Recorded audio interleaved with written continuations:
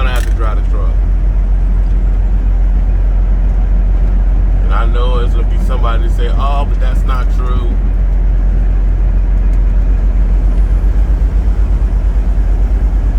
Unless, you know, you have some extenuating circumstances. And if you do, that means, why are you even here? But for the regular guy that comes out here, especially coming from our circumstances, especially the street dude, especially the hood dude, you know, or the guy that's just looking to do better, you don't have any connections. Like, I was talking to old boy I was just at this truck stop with. You know, he has a nice Peterbilt. And I was asking him, just like, you know, you can say, you know, what really gave you the upper hand? You know? What was the, you know, extenuating circumstance that got you to get to having a fancy car and all that type of thing, a fancy large car and a fancy truck?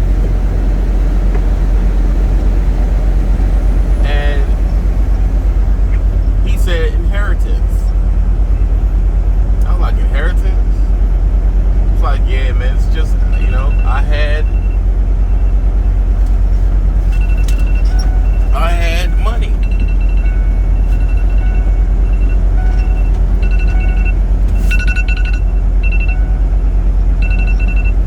It's always a good idea to beat your alarm.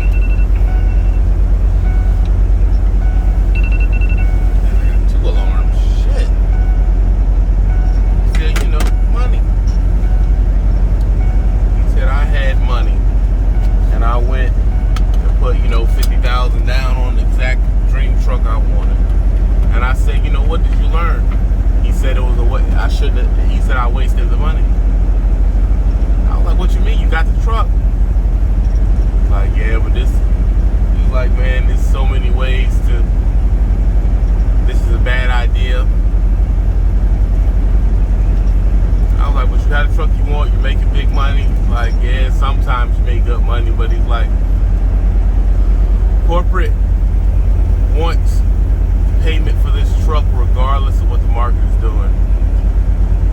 And the market is too up and down. Said if he knew better now, he'd have took $5,000-$6,000 and went to a regular truck lease place and got a Cascadian. And I was like, why y'all ain't saying that online? Like, why y'all, you know? And he was like, I mean, guys feel like, you know, they look good, and that's good for the first year, but says they feel like they made a stupid decision. You know? So they just ride on, you know, the truck looking good as them being successful, but he's like, once you take some time and really look at what's going on, it's just not worth it. He was like, it's not worth it. Because, you know, he bought his truck in 2019, and then, you know, the pandemic happened and everything like that. Companies don't care that the world got shut down. They don't care about none of that. So he was just saying, you know, he could go back and do it all over. You know, he would, he said he would just go to a regular place and get a regular truck.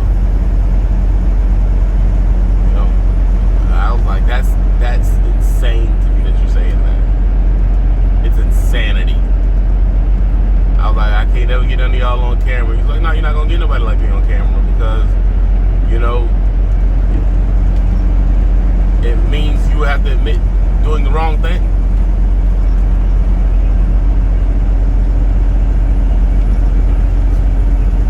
I just thought it was sad, kind of, bro. I was like, you know, dang.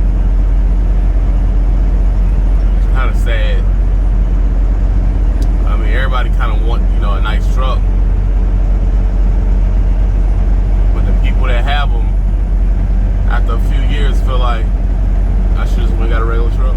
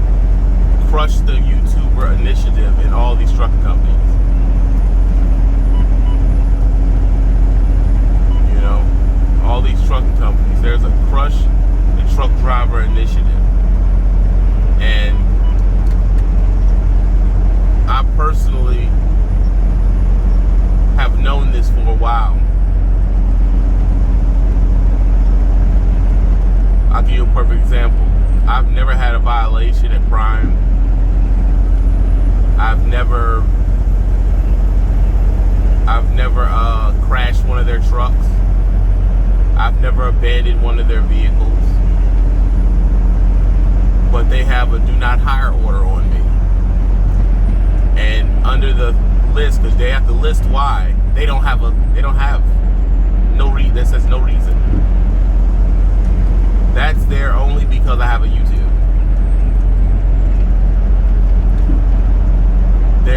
I'm sure there's internal memos talking about what I tell other drivers and everything like that and what's going to be. They watch, bro. They watch what you're making. And they want to control it. They only pay the white drivers to make content, by the way. You know, the Mark States and all that type of shit. I mean, they pay some Latino drivers too. They don't mess with no Negroes, though. Prime is a ultra racist company, but it's what isn't racist in this country. But at the same time, and then they're in Missouri. Like, come on now. You know anything about Missouri, you know what's going on. But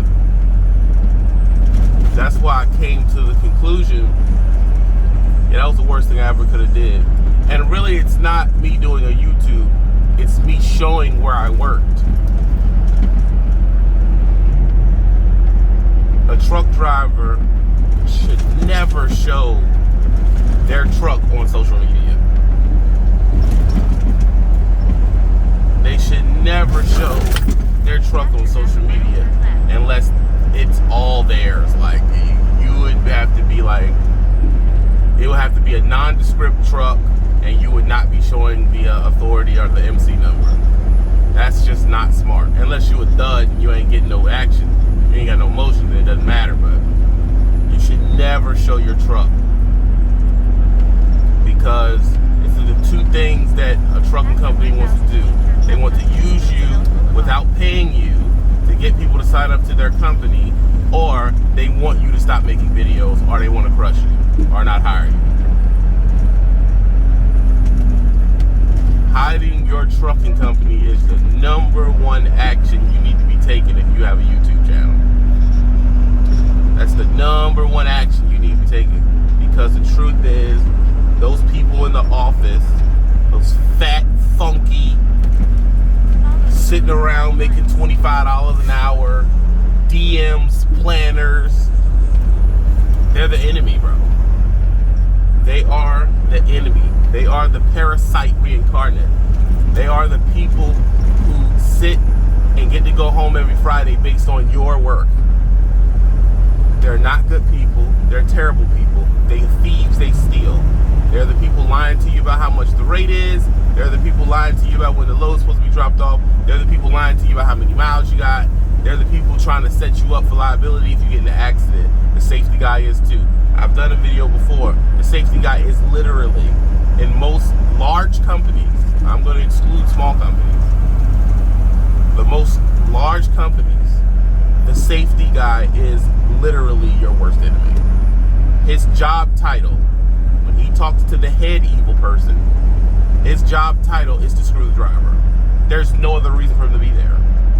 His title is to provide you with trainings and figure out what you did at the accident to hang the liability on the driver. That's the only reason he was hired. Your job is to shift the liability from the company to the driver. That's what a safety manager is. And when he talks to you, he tells you all the safe things according to what keeps money in their pocket. Half of that stuff ain't really got nothing to do with the trucking industry. It has to do with their policies. When you come into this game, you got to understand what is policy and what is the trucking industry.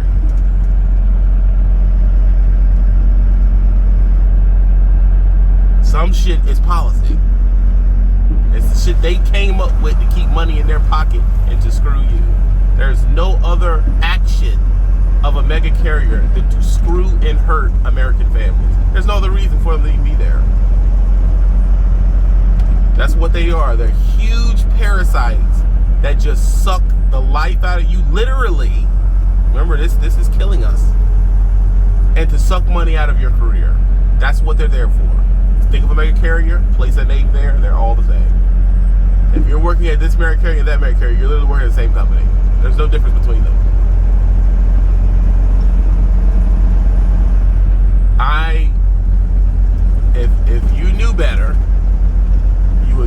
license privately. This is if you knew better.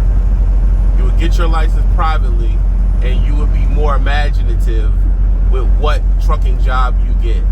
Everybody doesn't need to be going into van, reefer, and flatbed. They just don't. That's literally the lowest rung of us is van, reefer, and flatbed. There's so much more other stuff you could be doing in trucking. That's my true statement. There's a mega carrier on this country that does not hurt this country. There's a one alive that does not hurt this country. Oh, we're moving the stuff. Yeah, you're moving the stuff around. Yeah, that's true. And stuff needs to get there, and that is true. But there's a lot of things that hurt you that make you feel like you're getting something done, like coffee or ketamine or speed. It'll get the job done, but it's hurting you. Same thing in truck though.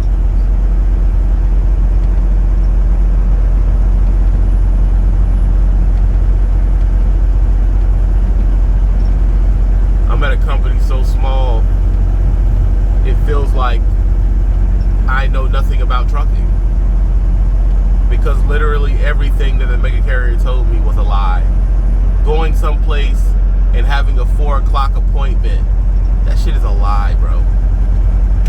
You're at a mega carrier and your every single appointment is 4 o'clock, that's because they gotta go at 4 o'clock. When you get to a small company or you're owner operator or you are at the broker level of dealing with brokers, everybody's showing up at 10 o'clock, bro. I show up at 10 o'clock, everybody is no-name trucks. You go there at 2 in the morning, it's all mega carriers. And you thinking, oh, that's trucking. That's not trucking, bro. That's their situation they have to be in. Probably because they have so many trucks, I don't know. You know, there's reefer guys that don't have 4 o'clock appointments, bro. Believe it or not.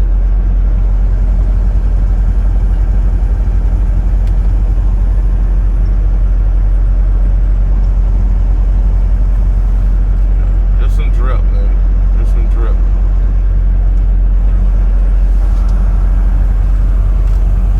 You know, look, I love to be telling you, I would smile at nobody at that company. That's the guy hurting your life. Every single person in that office is sucking off your money. They're negotiating more money for them. And where do they get the money to pay them more money? Where do they get the money to give them those nice packages? Right out of your pocket.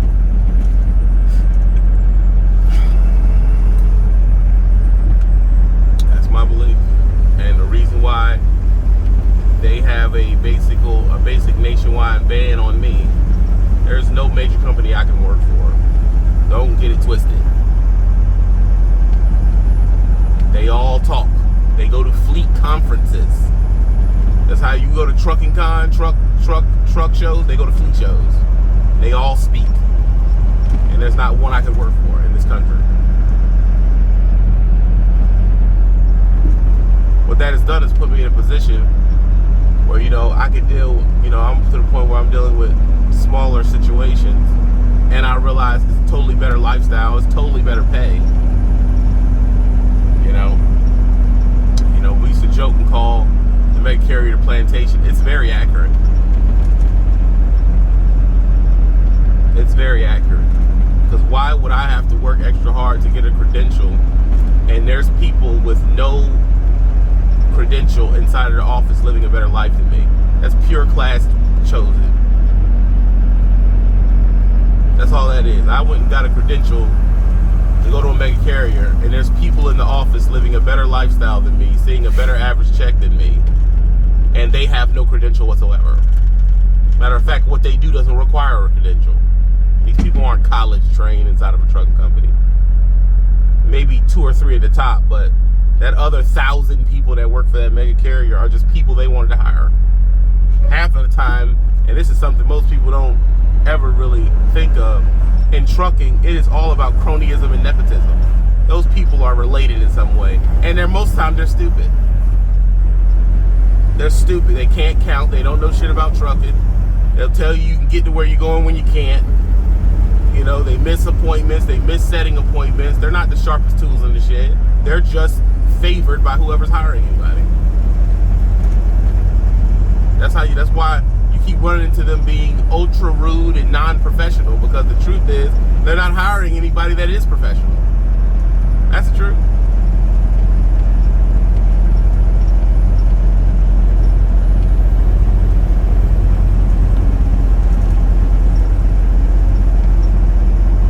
They ain't hiring nobody that is professional.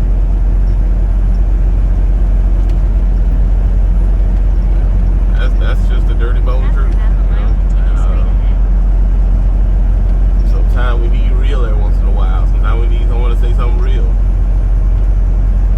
My advice: you go get your shit privately, and you check out stuff other than van, flatbed, or reefer.